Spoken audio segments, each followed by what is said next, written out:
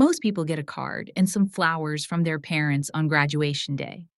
I got three unauthorized credit card applications, a fraudulent mortgage inquiry, and a picture of them sipping champagne on a yacht in Greece that they posted while I was walking across the stage alone.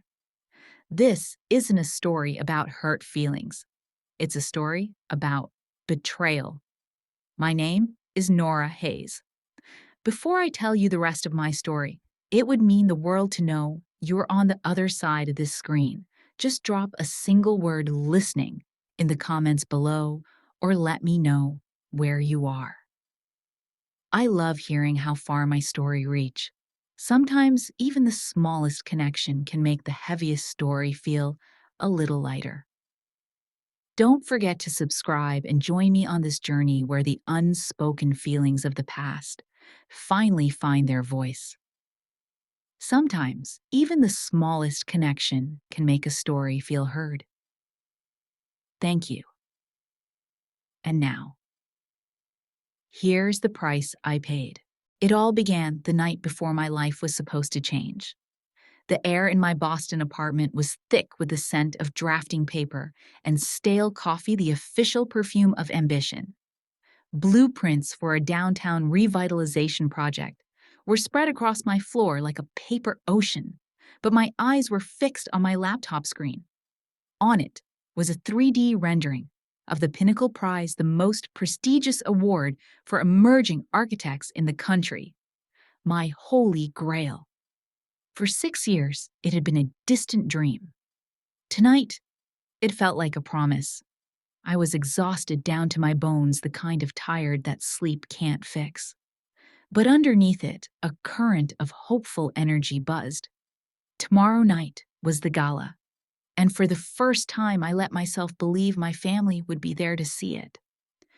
My phone vibrated on the drafting table, rattling a cup of cold pens.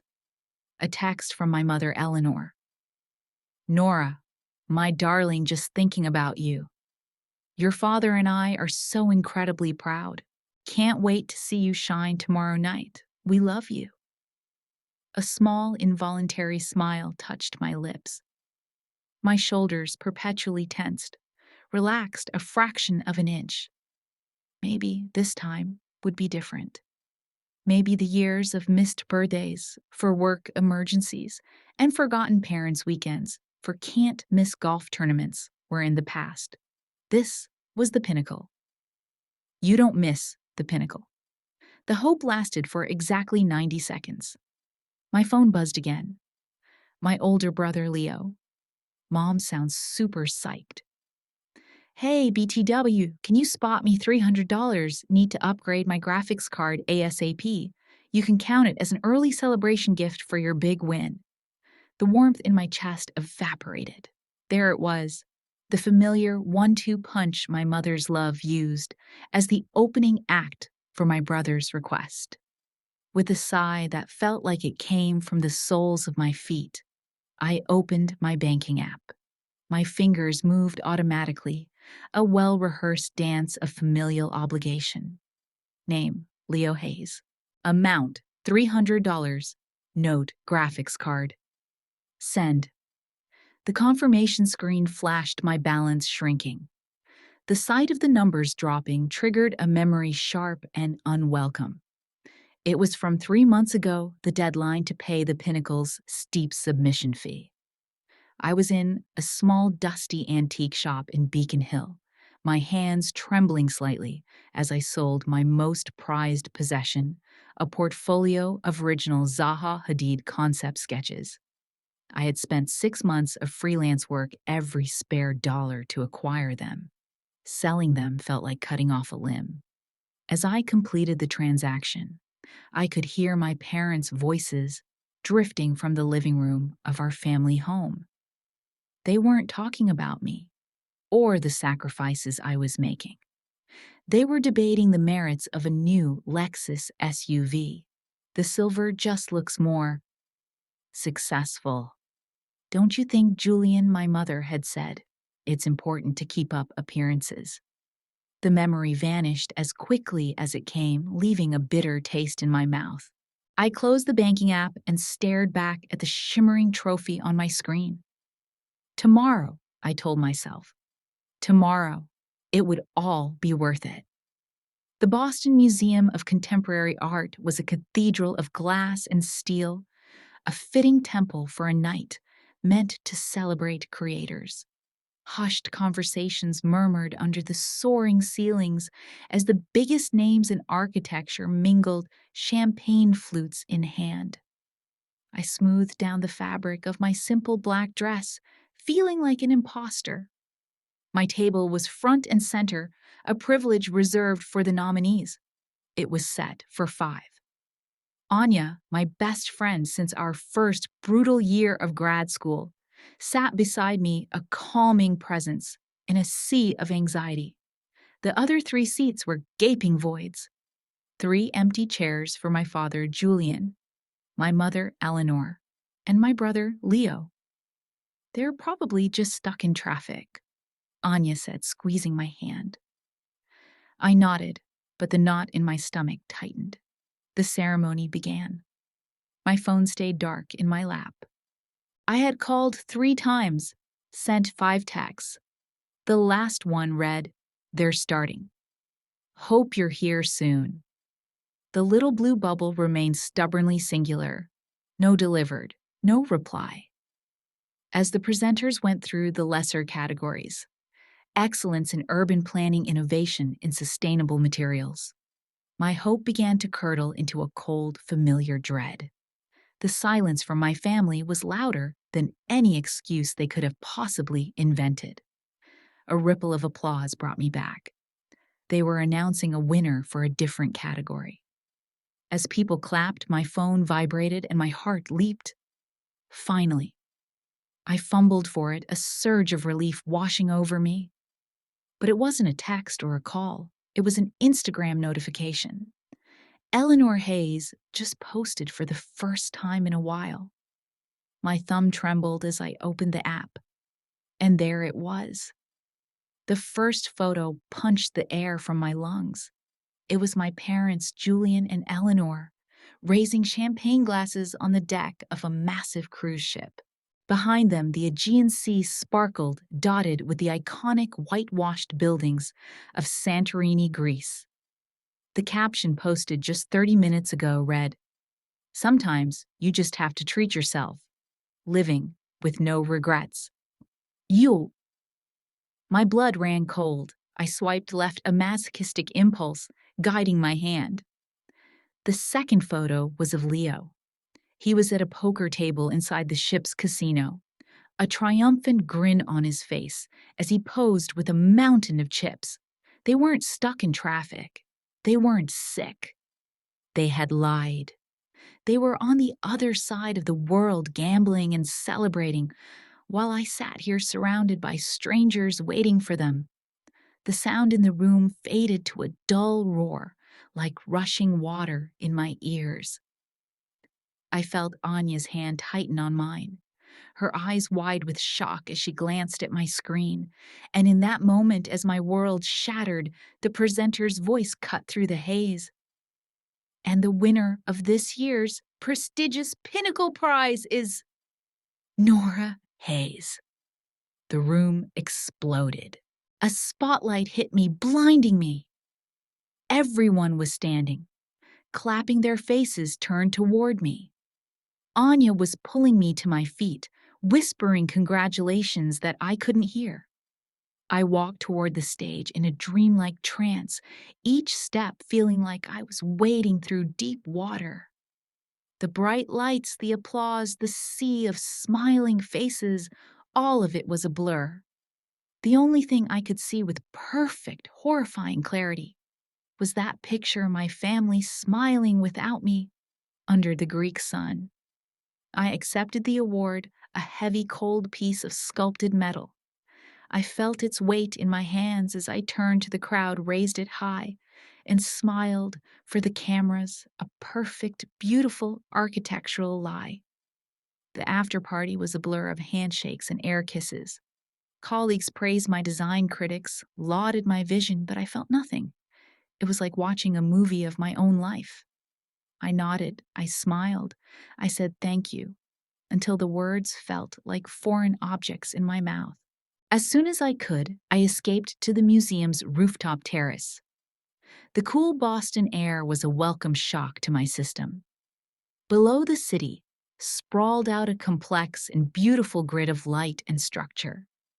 The architecture I had dedicated my life to studying now seemed like a collection of empty, indifferent cages. My phone rang, slicing through the silence. The screen glowed with a name I never wanted to see again. Dad. I let it ring, but the buzzing was relentless. Finally, I answered, my voice flat and devoid of emotion. Hello. Nora, Princess. There you are. My father's voice was offensively cheerful. Tinny from a bad connection. Sorry we missed your terrible reception out here on the water. So tell me how'd it go? Did you win? He didn't even know. The question was so absurd, so profoundly ignorant, that all I could do was state the obvious. You're in Greece. There was a brief pause. Then my mother's voice, smooth and practiced, took over the line. Nora, honey, don't be like that. It was a last-minute, once-in-a-lifetime deal that your father found. An absolute steal. We knew you'd understand. We're so, so proud of you, sweetie. We'll celebrate properly, just the family, as soon as we get back. They spun their betrayal into a bargain, their selfishness into a spontaneous adventure. They minimized my achievement into something that could be celebrated later, like a rain-checked picnic. I was exhausted, hollowed out, and about to hang up. But Julian cut back in. Speaking of which, Princess, my credit card is acting up for some reason. The bank put a hold on it, and your mother has her eye on this beautiful leather jacket. Listen, could you do us a massive favor and just wire over, say, $5,000 just to tide us over? You're an award winner now, after all. What's a few grand? Right? Silence. A vast, empty silence stretched across the thousands of miles between us. There on that rooftop surrounded by the monuments to human ingenuity, I finally saw the true design of my family's love. It was a structure built not on support, but on extraction. I wasn't their daughter. I was their line of credit. I didn't scream. I didn't cry. A cold, terrifying clarity settled over me. Without another word, I ended the call. My hand was shaking, but my movements were decisive. I walked back inside, retrieved my coat and the heavy Pinnacle Award, and left my own party without saying goodbye. Back in my apartment, I didn't search for flights to Scottsdale, not yet. My first act of rebellion had to be symbolic. I opened my laptop, my fingers flying across the keyboard.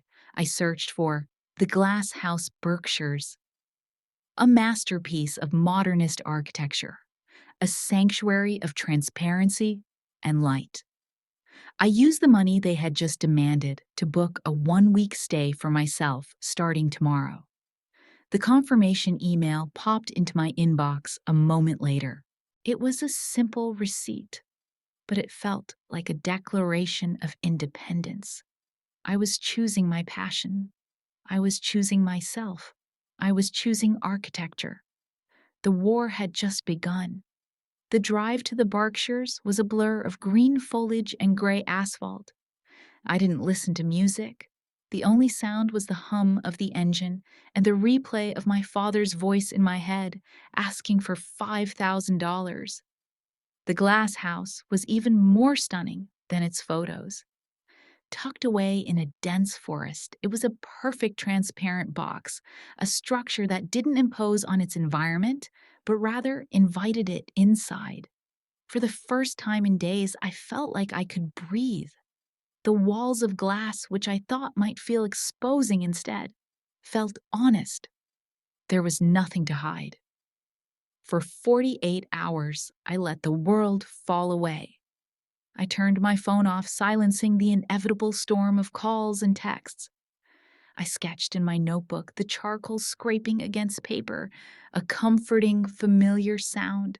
I walked through the woods, letting the silence of the trees soak into my bones. It was a fragile peace, but it was peace nonetheless. I was beginning to feel like myself again. On the third morning, I made the mistake of turning my phone back on. It exploded. 37 missed calls, over 50 text messages. The screen was a wall of notifications, a digital siege. My mother, my father, my brother, a relentless barrage. The tone had shifted dramatically from the feigned sweetness of the cruise ship. From my father, Julian Nora, this childish, silent treatment is absurd. Pick up the phone. We need to talk about that money. From my mother, Eleanor, I am worried sick, Nora. Hayes, how could you just disappear? Your father is furious. Call me this instant. The manipulation was suffocating. They weren't worried about my well-being. They were angry about my lack of compliance. My silence wasn't a cry for help to them. It was an act of defiance. My hand shaking, I called the only safe harbor I had. Anya. Oh, thank God, she said, her voice flooded with relief. I was about to drive out there myself. Are you okay? I told her everything, the phone call, the demand for money, the onslaught of angry messages. She listened patiently, letting me pour out the poison. They're losing their minds, Anya. It's like I'm a broken ATM, and they're kicking the machine. It's worse than that. Nora, she said, her voice dropping to a serious, troubled tone. Something else happened. Your mom called me yesterday. Why she asked me for your social security number. The words hung in the air, cold and heavy. She said, she needed to add you to an emergency family insurance plan. Anya explained her disgust, palpable through the phone. It sounded like complete garbage, so I told her I didn't have it and hung up. But Nora, it felt really, really wrong. I looked around the glass house at the trees pressing in from all sides. Suddenly, the transparency didn't feel honest. It felt terrifyingly exposed.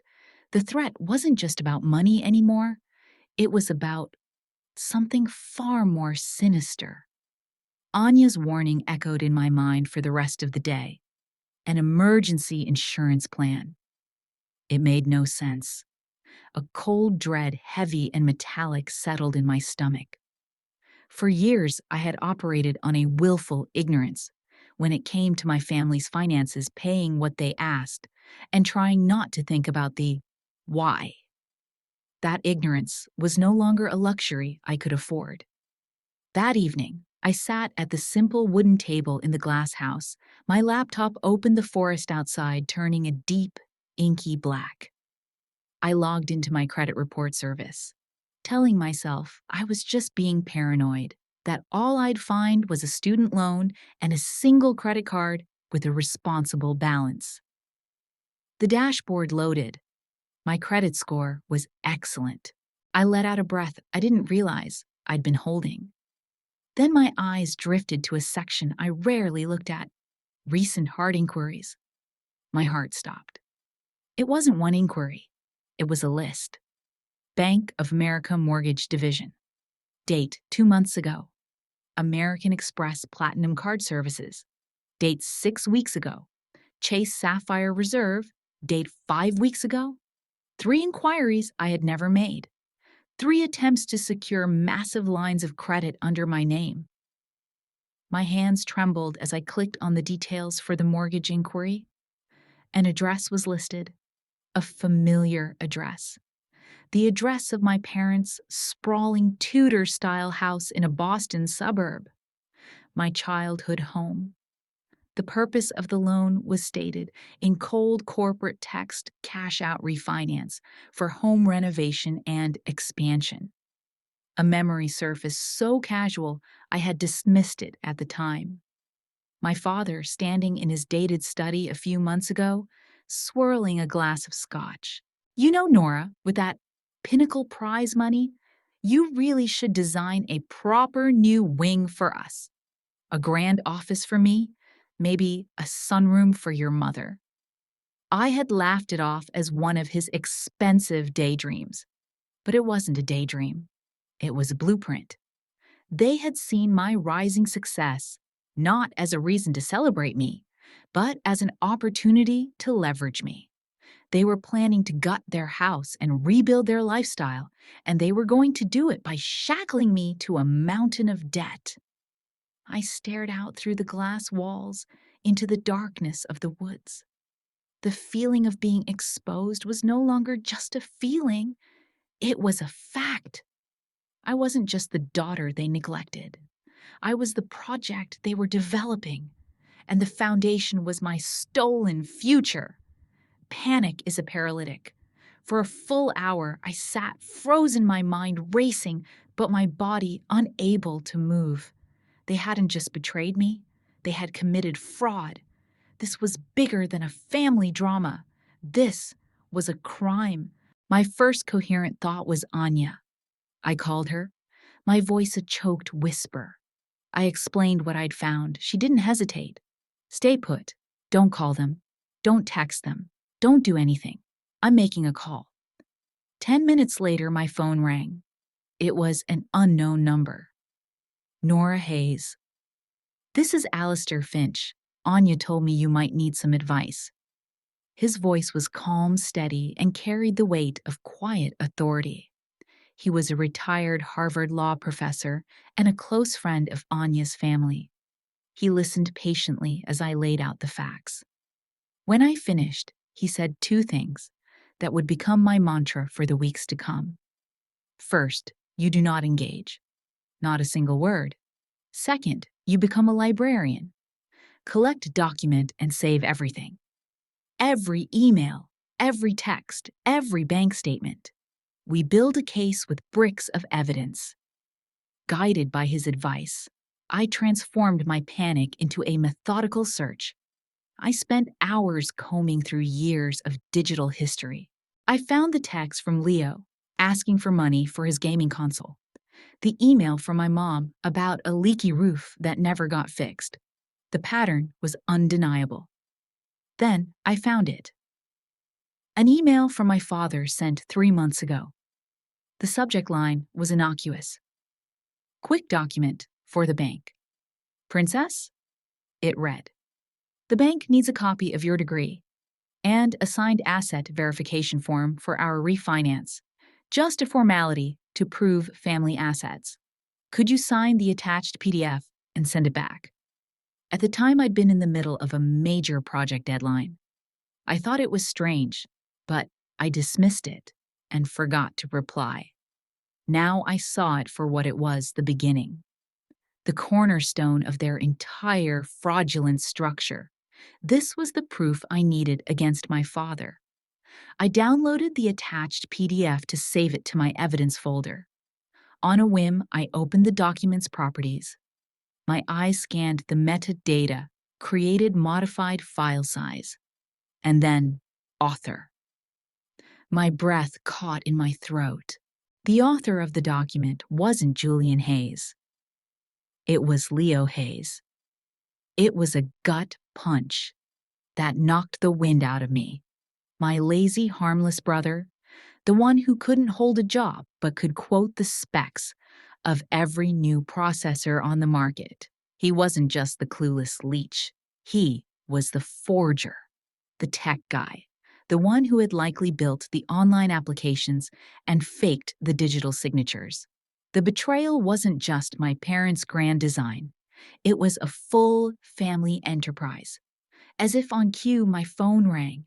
It was Leo. His tone was a familiar, whining drawl.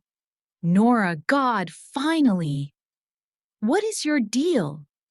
Mom is literally crying over here. Dad's about to have an aneurysm. Can you stop being so dramatic and just send the money so we can all move on with our lives? I felt a strange calm wash over me, the kind that comes when all the chaotic pieces finally snap into place. "Tell me something." "Leo," I said, my voice as cold and clear as the glass surrounding me. "Does your new graphics card work well with a credit card you opened in my name?" The line went dead. The silence was his confession. My week of refuge in the Berkshires was over. I drove back to Boston not with a healed heart, but with a briefcase full of evidence and a cold, hard resolve.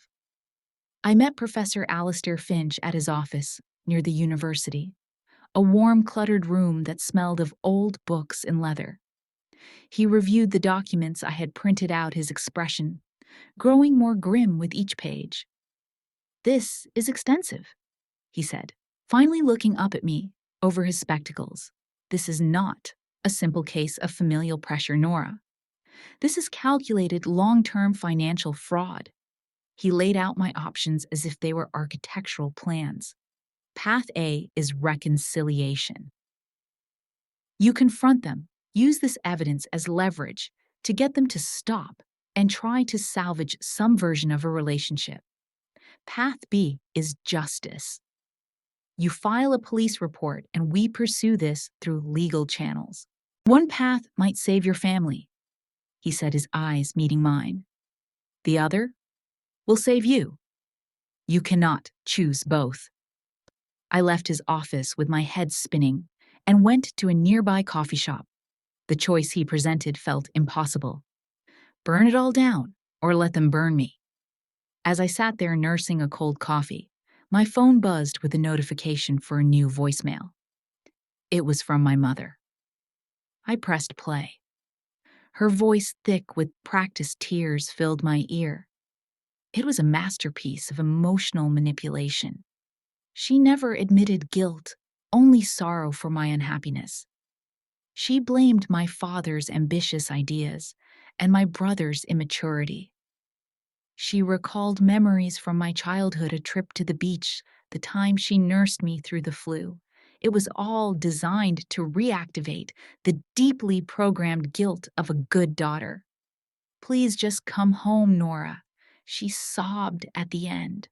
"Whatever it is, we can fix it. We're your family." For a dangerous moment, I wavered. The thought of lawsuits and courtrooms was terrifying. The little girl inside me just wanted her mom. Maybe she was right. Maybe we could fix it. Just then, my phone buzzed again. It wasn't a call. It wasn't a text. It was an email alert from my credit monitoring service. Subject: security alert. I opened it. "Dear Nora Hayes, a new account has been successfully opened with Saks Fifth Avenue using your personal information." I looked at the timestamp on the alert. It was from yesterday afternoon, after my call with Leo, after they knew I was onto them. The voicemail wasn't an olive branch, it was a smoke screen, a tactic to keep me emotionally off balance while they made one last grab. All the doubt, all the hesitation vanished. It was replaced by a fury so pure and so cold, it felt like ice water in my veins. They weren't going to stop. They would never stop. I stood up, leaving the coffee untouched. I walked out of the shop and onto a bridge overlooking the Charles River, the Boston skyline laid out before me. I pulled out my phone and called Alistair. "Professor Finch." "It's Nora," I said, my voice perfectly steady. "I've made my decision. I'm not going home. I'm filing the report." I paused, watching a sailboat cut across the water. "And I'm going to need a new start. A place where the foundations are built on rock, not sand." I ended the call and opened the Zillow app. I didn't look for apartments in Boston. My fingers typed in a new city, a place of sun and stone and stark, honest beauty. Scottsdale, Arizona. My escape was over. My strategic relocation was about to begin. Stepping off the plane in Scottsdale was like stepping onto another planet. The Boston air I'd left behind was damp and heavy with history. The Arizona air was a blast of dry heat, smelling of dust and wild sage. Instead of narrow streets crowded with centuries-old brownstones, the sky was a vast open canvas, above clean modern architecture that seemed to rise organically from the desert floor. It was the landscape of a fresh start. I started small, leasing a modest office space with a large window that looked out at the McDowell Mountains. My first weeks were a series of empowering, deliberate rituals. Guided by Alistair, I walked into the Scottsdale police station and filed a formal report for identity theft. I contacted all three major credit bureaus and placed a permanent freeze on my credit. The official cease and desist letter drafted by Alistair and sent via certified mail felt like the first solid wall I had ever built to protect myself. For the first time, I felt a semblance of control. The peace was short-lived. Blocked from contacting me directly, my family deployed their final weapon, public opinion. It started with a Facebook post from my mother. It was a master class in passive aggression, accompanied by a soft focus photo of her and me when I was a child. "A mother's heart is broken," she wrote. "Our beautiful, talented daughter, Nora, has suddenly cut off all contact with us. We don't know what we could have done wrong, but we are praying every day for her safety and that she finds her way back to the family that loves her more than anything. If anyone has heard from her, please just let us know she's okay." The post spread like wildfire. Suddenly, my phone was lighting up with texts from aunts, uncles, and distant cousins I hadn't spoken to in years. The messages were a torrent of confusion and judgment. "Nora, what is going on? Your mother is a wreck. How could you be so cruel?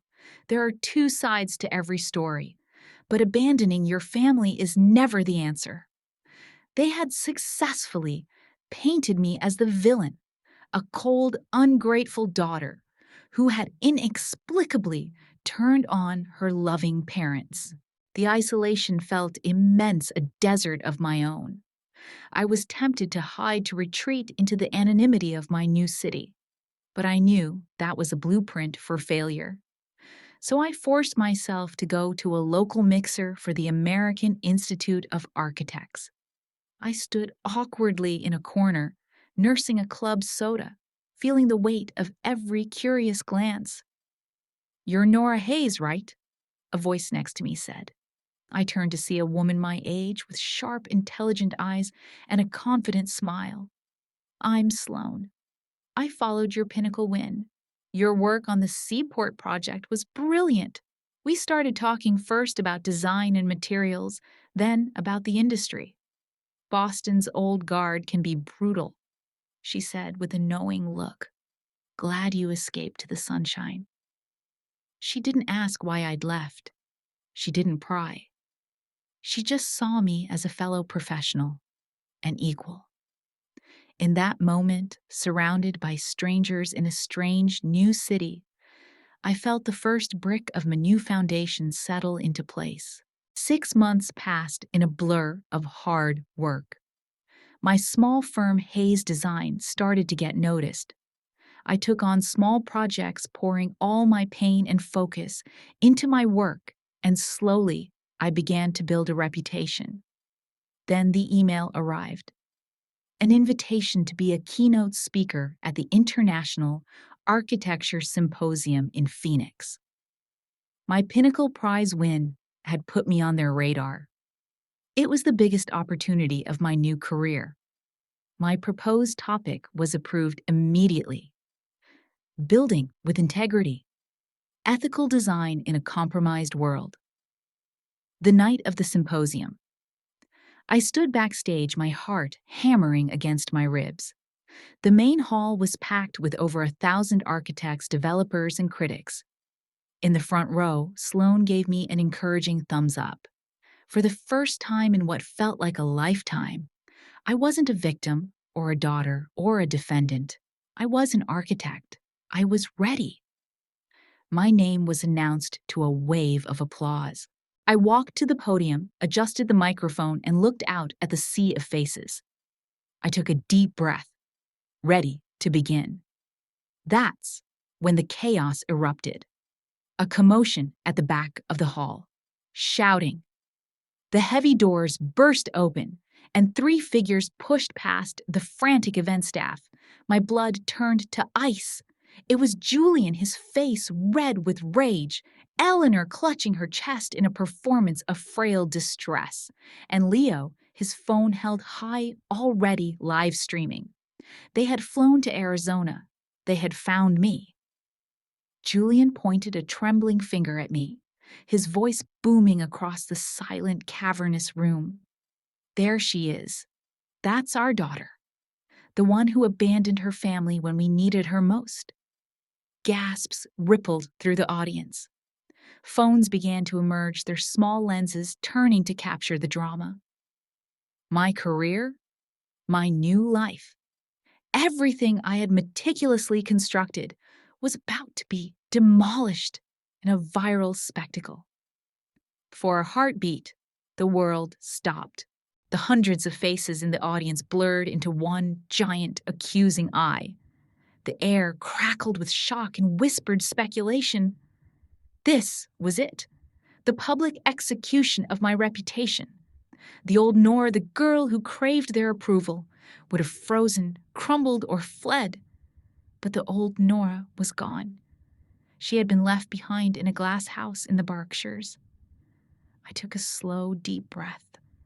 I looked past the cameras, past the horrified faces in the crowd, and met my father's furious gaze. Then I turned back to the microphone. My voice, when it came out, was perfectly calm, colder and harder than marble. "Ladies and gentlemen, please forgive the interruption," I said, the words echoing through the hall. "It seems my family has traveled all the way from Boston to provide us with a live, unscheduled demonstration for my keynote topic tonight: building with integrity." A stunned silence fell over the room, broken by a few nervous titters. I had their attention. I had taken back control. I didn't raise my voice. I didn't cry. With the detached precision of an architect presenting a structural analysis, I laid out the facts. Integrity in design begins with a truthful foundation, I said, looking directly at the audience. So let me share some of the truth. Fact. On the night I won the Pinnacle Prize, the most important night of my professional life, my family was on a luxury cruise in Greece. A murmur went through the crowd. Fact. They followed this up with a phone call not of congratulations, but to ask for $5,000 for shopping money. The murmuring grew louder. And fact. They systematically used my professional credentials and my personal information to apply for fraudulent loans and credit cards in my name. The documents are currently with the Boston Police Department. I let the words hang in the air as security guards finally reached my family, who were now sputtering in stunned silence. As they were escorted out, Julian, shouting about ungrateful children, and Eleanor weeping theatrically, I delivered my closing statement. Integrity. I said, my voice resonating with a newfound power, isn't just about the materials you choose. It's about the foundation you build your life on. And sometimes, to build something new and strong, you must be willing to tear the old toxic foundation down to the ground. I paused, then looked up at the crowd. Thank you. For a moment, there was absolute silence. Then one person began to clap, then another. Within seconds, the entire hall was on its feet, the applause thundering around me like a tidal wave of validation. The symposium changed everything. The story captured on 100 cell phones went viral within the design community, but not in the way my family had intended. I wasn't seen as a pariah. I was seen as a survivor. Messages of support flooded my inbox. A major publisher reached out offering me a book deal. A few weeks before the court date, Alistair called. "They're panicking, Nora. Their lawyer is offering a settlement. They'll repay a portion of the stolen funds if you agree to drop the criminal charges. And I quote, keep the family's good name intact." It was their final desperate play and appeal to the ghost of my former loyalty. The old Nora might have considered it just to make it all stop, but she was long gone. "Tell them no," I said, without hesitation. "The time for deals is over." The courtroom was cold and impersonal. Julian and Leo sat beside their lawyer, looking deflated and small. My mother sat in the front row, her tears for once looking genuine.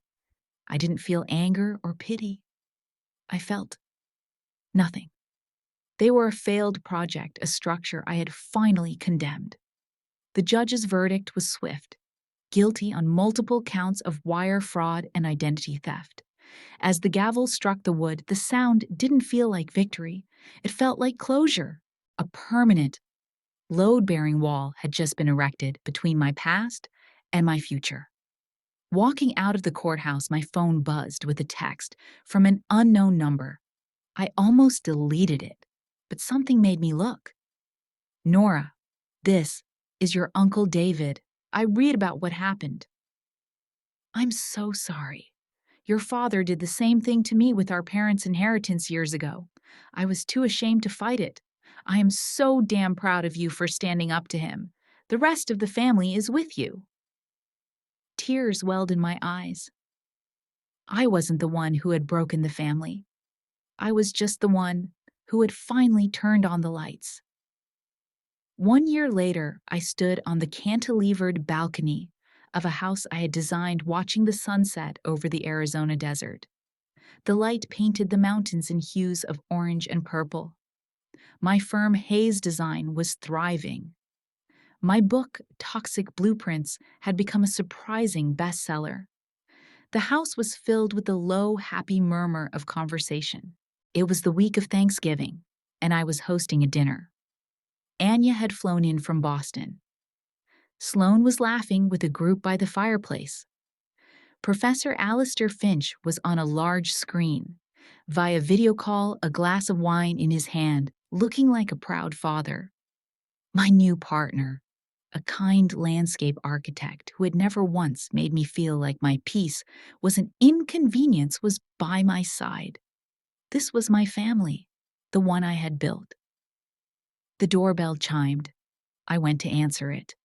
A young woman stood on the doorstep, looking nervous and clutching a portfolio. She was a recent architecture graduate, the very first recipient of the Hayes Foundation grant, a full scholarship I had established for young professionals who were survivors of family financial abuse. "Ms. Hayes?" she asked, her voice trembling slightly. "I don't know how to thank you. You can start by calling me Nora," I said, smiling as I welcomed her inside. "And you thank me by building something magnificent." Later that evening, I stood alone in my office. My pinnacle prize sat on a clean white shelf. Next to it was a new award, a small, elegant sculpture given to me by the city for community leadership. I thought of the girl at the gala alone at her table, her victory tasting like ash. She felt like a stranger now. I had learned the hardest lesson of any architect. You cannot build a strong future on a compromised foundation. You have to be brave enough to tear it all down and start again. The desert night was quiet, full of stars. For the first time in my life, I felt truly, completely at home. In the end, peace didn't come from a judge's gavel or a courtroom victory. It came from the quiet, difficult decision to tear down a foundation of obligation and build a new life based on respect. I didn't lose a family. I finally freed myself to find one. Thank you for listening to my story from beginning to end. It wasn't an easy one to tell. If you stayed with me through this journey, thank you. Drop a heart in the comments or share where you're watching from. I'd love to know how far truth can travel. And if this story stayed with you, don't forget to subscribe. There's more to tell, and I'd be honored to have you here when I do.